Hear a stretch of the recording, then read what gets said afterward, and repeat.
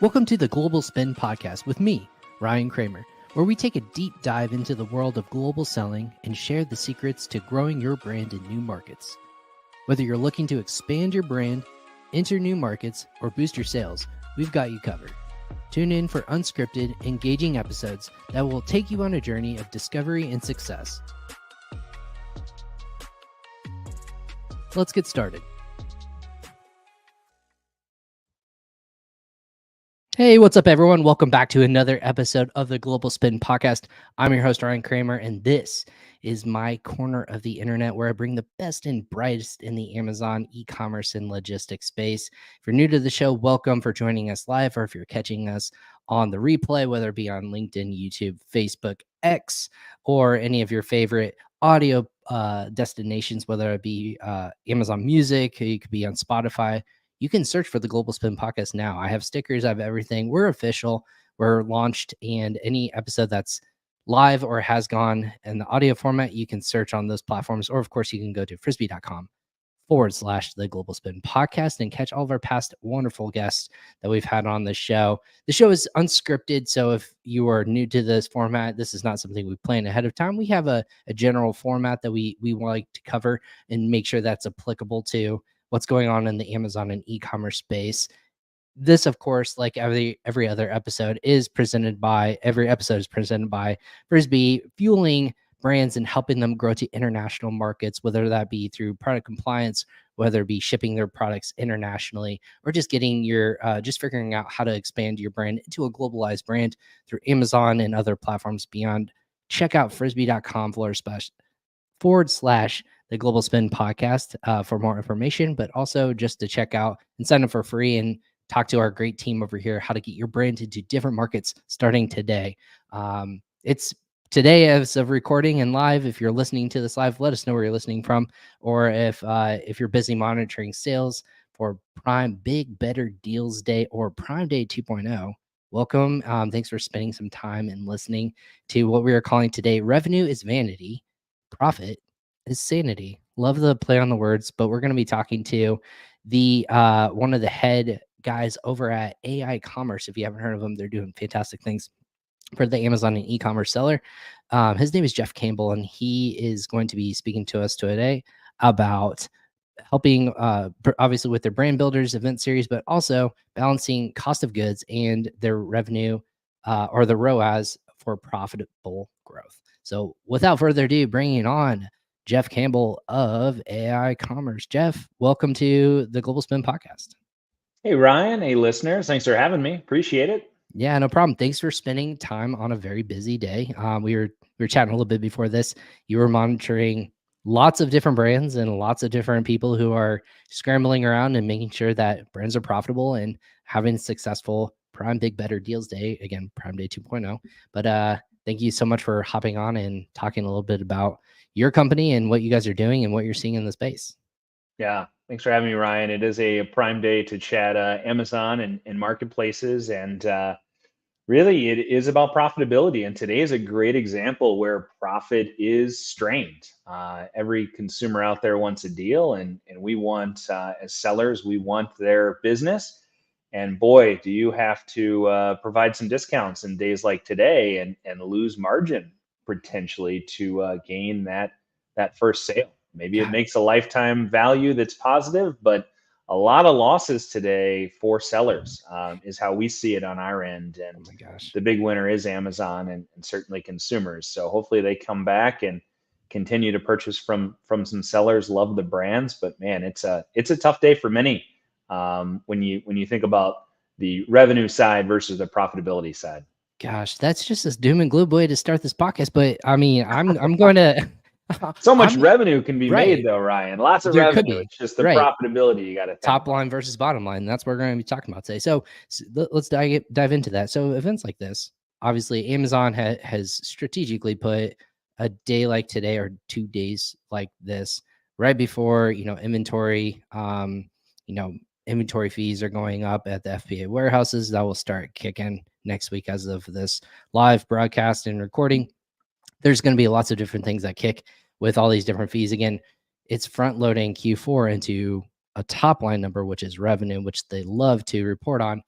But let's talk about this. If I'm an Amazon seller and I'm listening to this or I'm catching right now, why should I participate in something like this every day, or how can I come out unscathed when I feel like it's a necessity because of the traffic being driven to it, but I can't compete, and am I just wasting my time? Well, let's start with there. Yeah, and you have to start with math. That really is what it comes down to. And I'm somewhat amazed of the brands out there, massive brands, even Fortune 50 brands that I've worked with over the years, have not done the math on their cost of goods sold, understanding their variable costs. So you've got, 15% commission you're paying to the marketplace. You've got shipping and fulfillment costs. You've got breakage. You've got returns, and of course the cost of goods sold, which is probably the big number.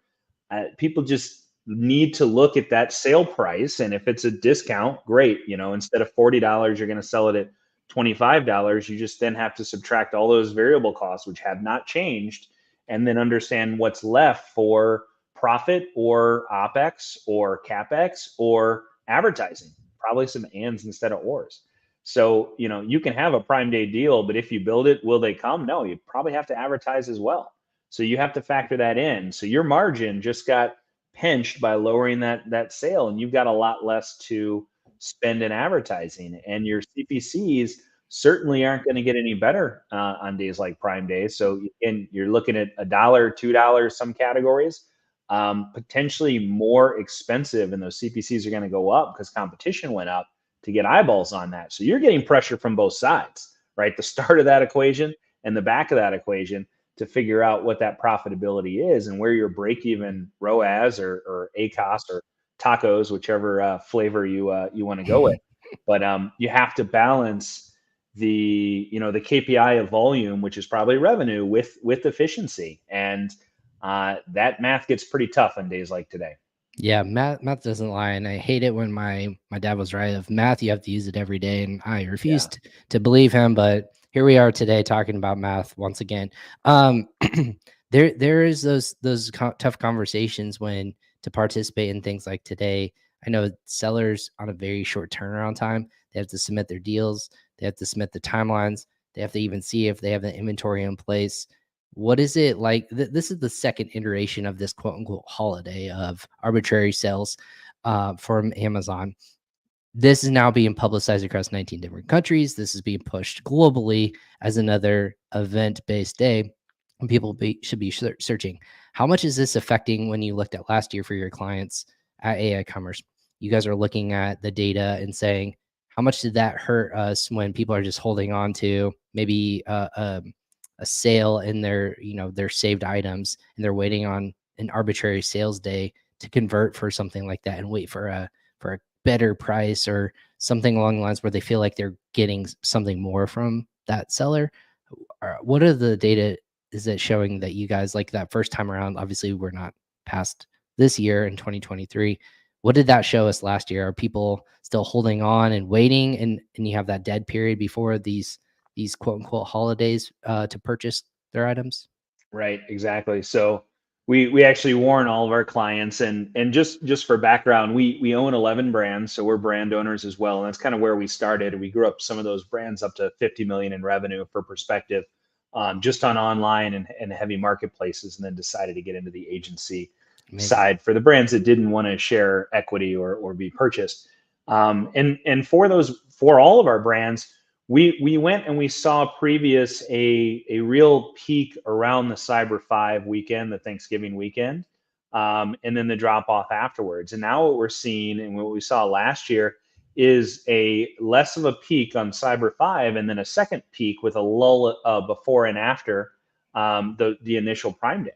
So holiday behavior for shoppers has changed. You start to see, and even we warned our clients this week, like, hey, prior to Prime Day, you're going to get a lot of looky-loos, but not a lot of conversions. And we see the conversion rates go down. We see them spike for a couple days, and then we're going to see them rest again and kind of wait for the Cyber 5 weekend when they start seeing deals again. So I think we are training for better for worse, we're training consumers to wait for sales. Amazon continues to be a place for, price is kind of the first thing people look for. Quality brands, rating and reviews, images, those are all important, but really it's price first. So it's become a place, if you have strong margins and you can take some hits, or you have a low, great strong supply chain and you can have a low price product, and you don't need to spend money on brand and you can win on price alone, it's a great place for you. We see the brands that are truly brands struggling more and more, right? Because it is, people want a knockoff or a lower price alternative, and they don't feel the quality that the brand brings or whatever requires the premium and the price.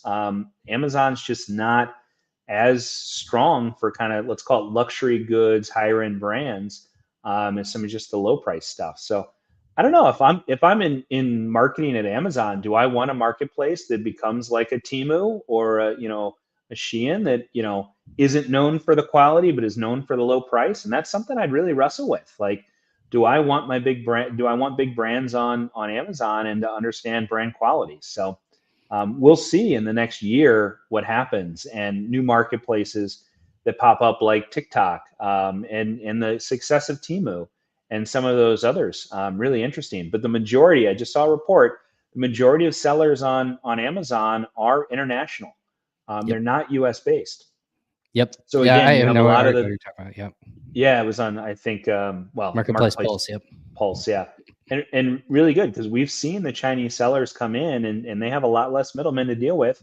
And arguably they're ahead in e-commerce. They've been doing it more. I mean, you look at the percent of sales in China that are in physical retail versus here. We're only 1 in 5. That surprises a lot of people. Only 1 in 5 US sales happen online. Four out of 5 are in physical retail. It's almost double that in China. So again, they're very much more used to e-commerce, from fulfillment to selling, promotional, and more. And they're able to now bring that to the U.S. market through Amazon and some of these other portals like Temu and others. Yeah. Interesting to watch. Yeah. You mentioned a couple different ones. First off, going back to the sellers are representative. They used to be majority, or more than half were based in the United States sellers. That went up recently within the last couple of years, and then it again went back down as of recent. So now less than half of sellers, as you mentioned, Jeff. According to Marketplace Pulse, the top sellers, or more than half, are based in international markets, not based in the United States. So they physically reside in other countries, are selling in the United States, but they're physically, those sellers are based, or their LLC or entity or whatever you want to call it, those are based internationally. So that is a shift, like you said, that's coming with the ability for having access to local supply, or it could be a manufacturer that's selling on Amazon now, instead of selling their goods directly to a third party seller in the United States. There's a lot of different factors at play too. But you're talking about other marketplaces where sellers, we know specifically here at Frisbi, we're looking at different marketplaces to be more, instead of where the competition is and fighting dog eat dog, they're looking at the TikTok marketplaces. They're looking at the Temus, the Walmarts, different Amazon international marketplaces. It looks like there's a big ocean that's available for sellers to get back some of their market share in some of these marketplaces. You mentioned one specifically, TikTok marketplace. I know you wanted to talk a little bit about that. Well, what about that? Is it alluring? What is it about your brands that you're working with that are like, hey, this actually might provide a lift, depending on the time we have to spend on it, the revenue, or all of those different components to learn a whole new marketplace. Is the Yeah. juice worth the squeeze?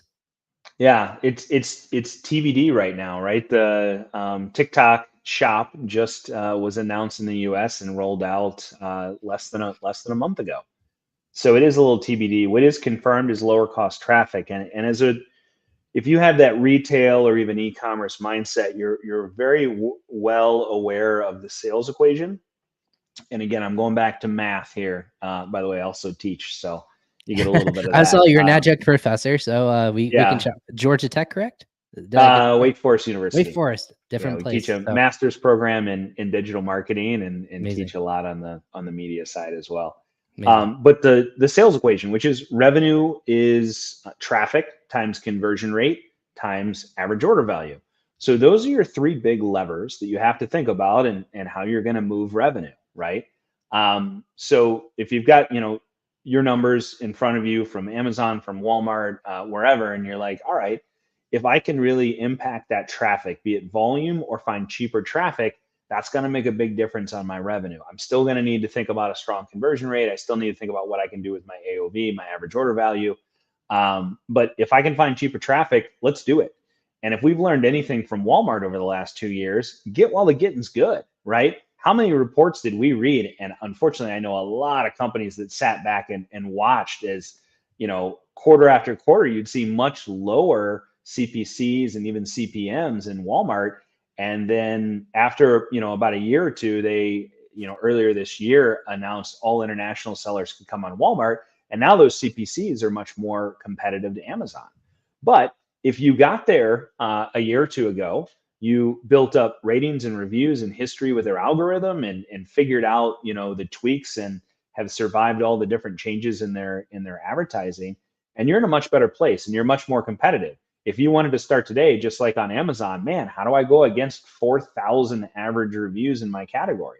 That's a steep hill to climb. But again, that's where the people are. So what's interesting with TikTok is, you've got 1 billion active users, and arguably some of the most active users on any platform currently, and the all important Gen Z, which we can come back to about how we get in front of that new buying audience that's just kind of emerging and starting to make some coin and spend.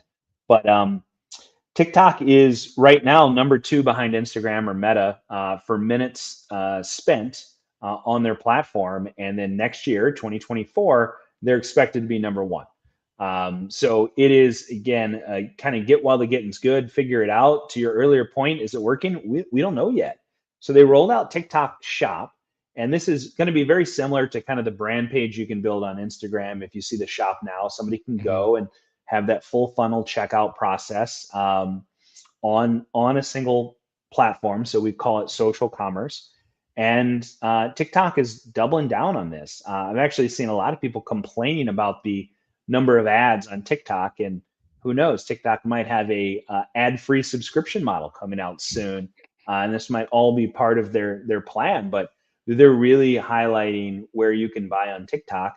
They're going to get everybody's credit card information, and they're providing a shipping service that's comparable to what Amazon has and Walmart has, and they're able to fulfill. And now you've built a walled garden within TikTok that does something that Amazon doesn't do, or that Walmart doesn't do, and that's inspire then and create discovery.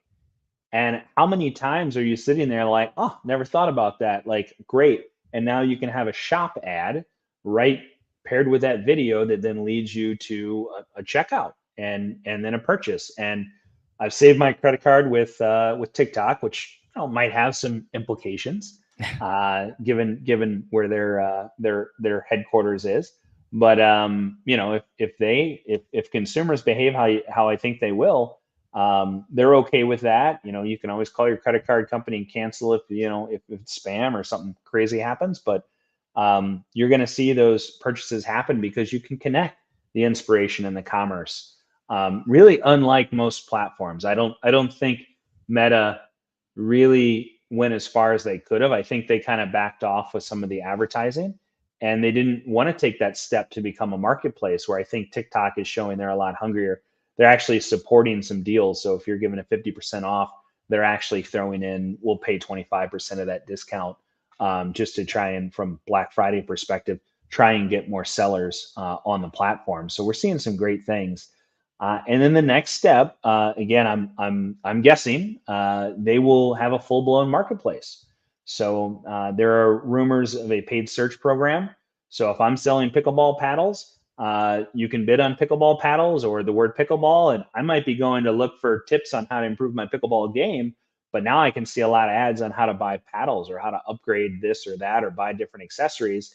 And then I can go into a marketplace type environment in TikTok where they now have my credit card and they have the ability to fulfill, and I can see all the pickleball paddles. And then we're now as sellers competing in another marketplace where, again, there's that inspiration layer that just Amazon did not have. So it is fascinating to watch. CPCs are around 31 cents compared to, over $1, $1.50 for Amazon. So cheap traffic. We're seeing again, in the first weeks, a lot of domination from low price sellers. So a lot of low AOVs right now. So if you've Hmm. got 50 or plus, we're going to have to test and learn into that. But if you're, 20, $25 good, it's also, it seems to be a lot of people that were kicked off of Amazon for spamming ratings and reviews and whatnot. They're starting to pop up here. So again, if you're a marketing exec at TikTok, is that the brand you want to associate with? Is that the platform you want to have? Time will tell. But again, traffic is cheap, targeting is strong, and fulfillment is good. And I can think of many more reasons if you're selling on Amazon that you should think about testing TikTok immediately. And one more point, Ryan, the commission. Do you know what the commission fee is? So on Amazon, you're paying 15%. Right. I'm gonna guess it's the first couple months is free or something crazy like that. Maybe Two like percent. 5%. Oh, 2%, Two even lower. 2%, my friend.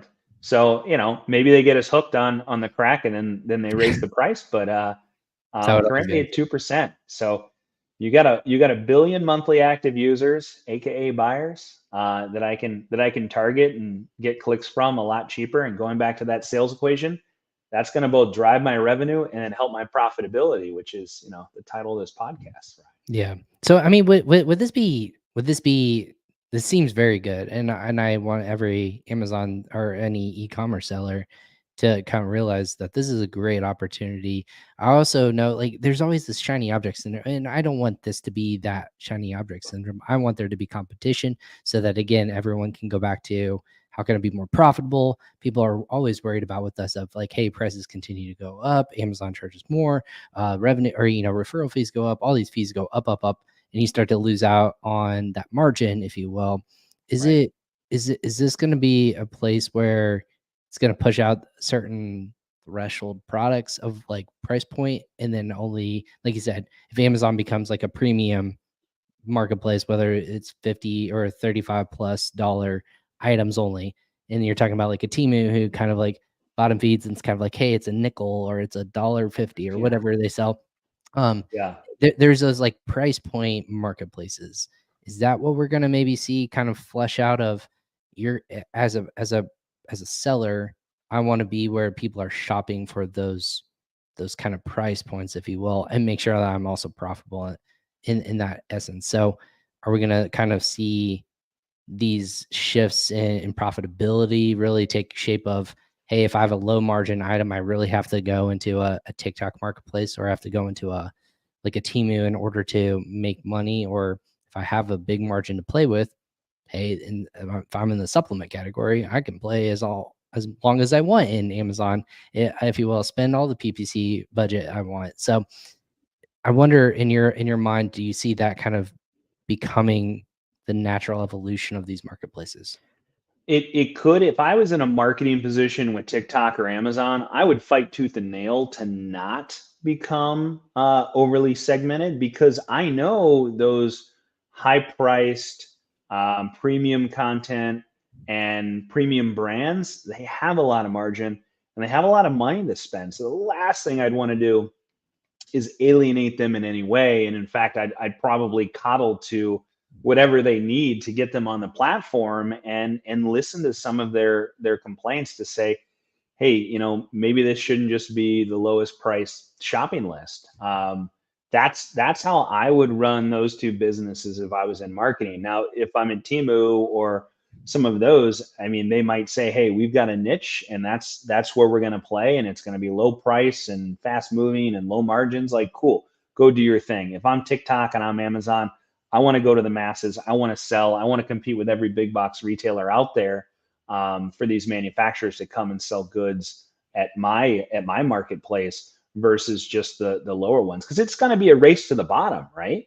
Like if you're 20, you go down to 2019, 18, like there's not a lot of money there to advertise for that consumer or that seller, that manufacturer, to make any margin. And it's a race to the bottom. So that's again, as a marketing person, not what I would want to do. Now that's kind of counter to where we started talking about Prime Day Yep. and the best deals, and it's about price and deals. So how do you balance those things? I mean, it would keep me up at night, but I would not want to fall into the niche of, hey, go to Amazon for just low price stuff. I'd be pretty unhappy to miss out on those bigger dollars. And a lot of those, the message from Nike moving off Amazon, I mean, that was detrimental to Amazon. I mean, to know that a big brand, a popular brand, won't be selling on my platform, that would make me very unhappy as an executive at Amazon, that they don't want it. And I would, again, cater to their every need to keep them on, as long as it makes sense. But I mean, if you're a seller, you have a decision to make, and there's three big areas to sell. You've got your website.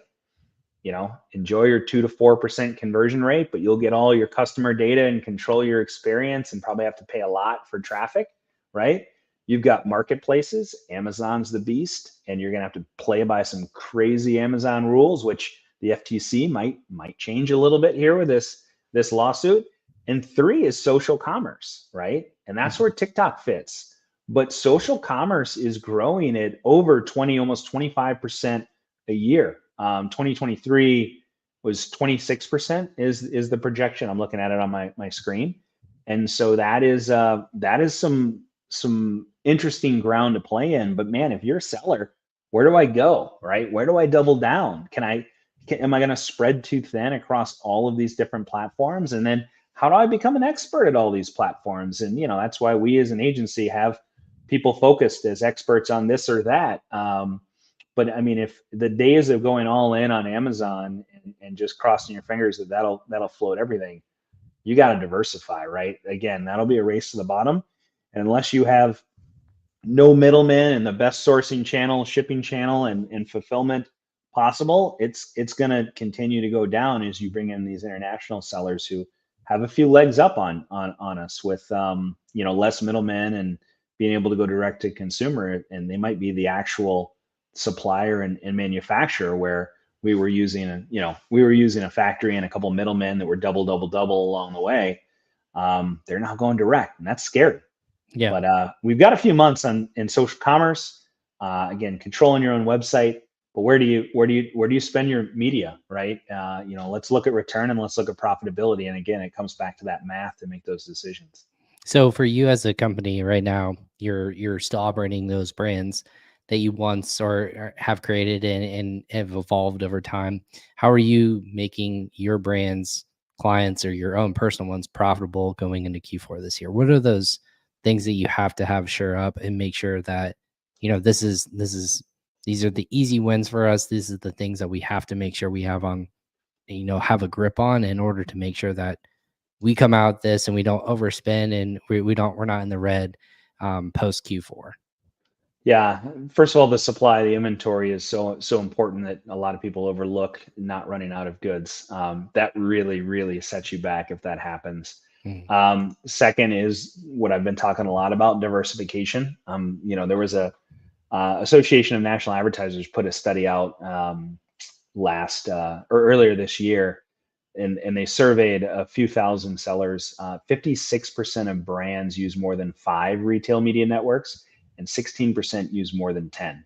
So like the majority of brands are diversifying. And if you're listening to this and you're like, man, I'm on just Amazon and Walmart, like, ooh, so where is their cheaper traffic? Where are their higher conversion rates? That's I think really important. And the content itself, right? I mean, from video content and having a video strategy, and even there it gets complicated, right? Am I horizontal video like on YouTube? Am I vertical video? Am I formal vertical video? Am I very casual? Do I have live stream video? Do I have shoppable video, right?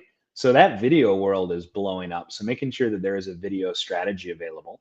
And then just, making sure the premium content's there all the way down to images. If you're still photoshopping your product into like lifestyle images, people notice that looks hokey. And if you have a low price, maybe not a big deal.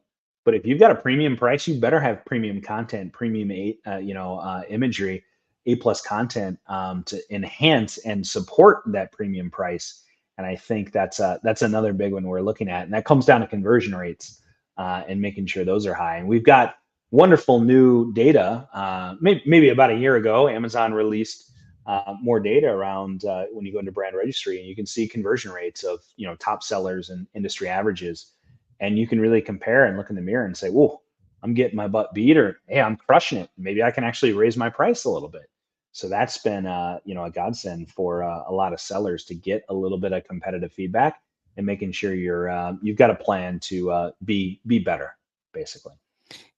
What in this this realm is it category specific, or does it really just depend on your product to be really successful at the end of the day about profitability? Because we all hear every single time, the most competitive categories, the ones I even joked about it. I said you as a supplement category have a lot of Yeah. margin. You have to spend a lot in order to get that, but that's a very competitive category to be in. Is hmm there Are you just set up for success just dependent upon the category, or in terms of profitability, or does it really just depend on who you are and where you're selling and what your customers?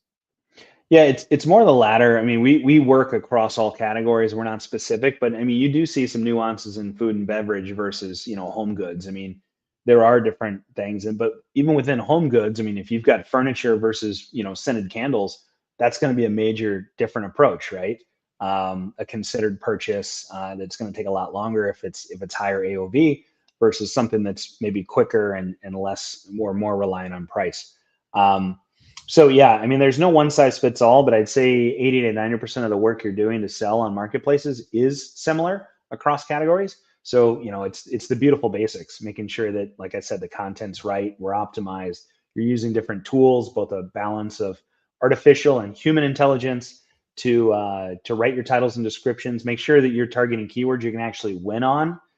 There's great software out there that helps you understand where your competitors are, your price point, your conversion rates, deals, all kind of factor into that revenue equation we talked about earlier. Absolutely.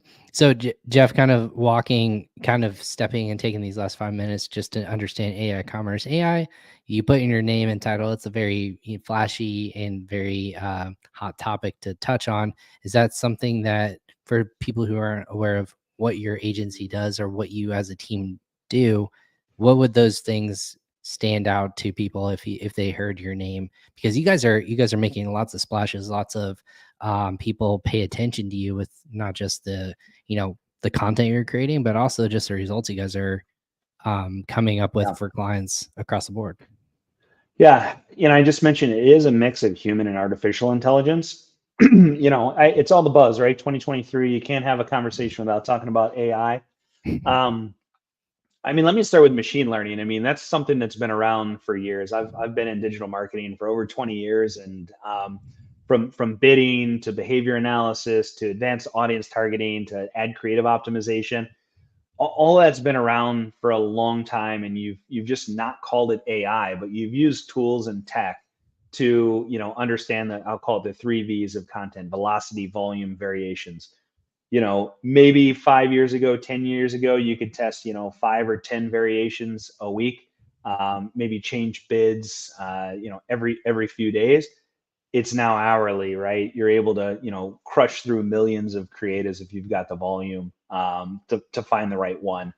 So, call it ML, call it AI, and then you have the generation side, which I think is what is newer and something that we have to bring into our systems. We certainly have some cool tools, but keyword generation, ad copy creation, the content optimization creation, image creation. Amazon made a big to do at their latest conference where they have some AI tools. They leave a lot to be desired. There's some third party tools that do even that much better. You still need to have that human overlay. And we've actually tested, and ultimately landed. It's the hybrid approach which works best. But those are important. But I mean, it's making our world easier, and the smart people can focus more on strategy and making some of the bigger decisions about what to change, where to learn, where to diversify, versus like having to change bids or writing bid rules, and that gets automated, and that's great. Go farm for the keywords. Go, we built a tool that goes through competitor listings and writing and reads all the reviews and comes back and says, hey, here are the pros, here are the cons. We're using that for product development for some of our brands. So there's a lot of cool stuff, and you just have to adopt and adapt.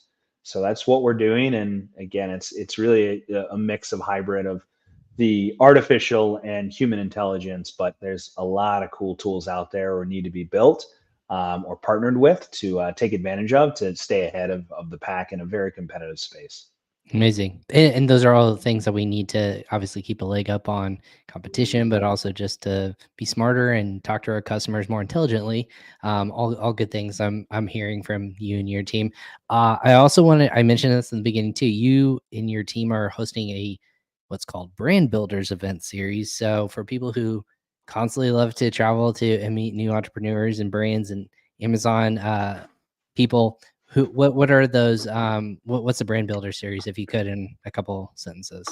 Yeah, definitely. Brands10x.com has a link with events, and we're doing a lot. A lot of those events piggyback on larger conferences. So one of our next one is on the 27th of October, the day, or I'm sorry, the 26th, the final night of Unboxed, New correct? York's Unboxed. Yeah. So we have a bunch of brands, around 50, show up. We do some tables, we do some kind of general thought provoking research and throw it up there, and then let the brands talk amongst themselves and maybe moderate a little bit. But that's where your learning happens, right? Hey, I've been here, I've done this. This didn't work for me. This worked for me, and you leave, with some pretty cool tested ideas, some new things to think about, new ways to think about. Who from the appliance space is gonna be able to tell you about pet supplies? But it's amazing what comes out of these. So yeah, it's free. You can go to my LinkedIn and you can click, and I think there's the discount code on there. So easy to get to, but it's a couple hours well spent typically for brands to attend.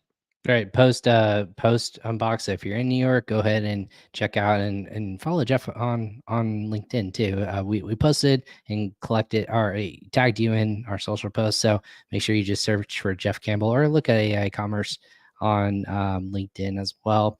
Jeff, any parting words today? I know you're probably wondering what sales are like this 45 minutes that we've been talking today, but any parting words for people, whether it be from profit or a revenue aspect of things, of just a reminder for sellers out Yeah. there? I think it's in the title, right? Revenue is vanity. I don't care if you're a 10-figure, six-figure seller, but what did you make? What was your profit? And that's why we're in this. So that is worth a reread right below, and to always keep in mind. That's amazing. And as always, if people want to connect with you, or if they want to ping you with ideas, or potentially even ask to be a customer or see if it's a good fit, how do they get in touch with you or the team? Jeff at aicommerce.com. Easy enough. We can all listen and understand and remember that. So Jeff at aiCommerce.com. Go ahead and check him out and send him an email. Let him know you heard him on the Global Spin podcast. And Jeff, thank you so much for hopping on today in the midst of all the chaos and craziness. I can't believe it feels like midway through October. I'm in the middle of packing my home right now, so it's chaos around my own home. So what else can we throw in here in October to get us all off track and keep stress in our lives, right? We age in Yeah. dog years, like we were joking about. 1 year is 7 years in our lives. Yeah. Thanks for having me, Ryan. Really appreciate Bro, it. And thanks to all the listeners. Look forward to continuing the conversation offline. amazing. Thank you so much, Jeff. And thank you everyone who is hopping on Crossover Commerce again today. If you're busy people today, so we understand if you have to 1x or 1.5 or 2x speed through this.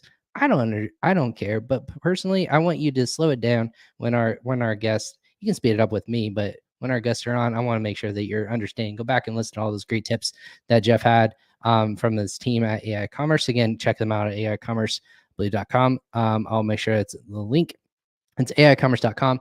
Make sure you go check out their website and then all the events that they're hosting as well to help you as a brand become a better and smarter brand, diversify your opportunities, and then obviously use Frisbi to get your brand into international markets and beyond, becoming a global brand, not just a diversified brand, but a global brand. That's all I got for you guys today. Good luck on Prime Big Better Deals Day. I haven't tripped up on that once yet today, and I'm so excited about it.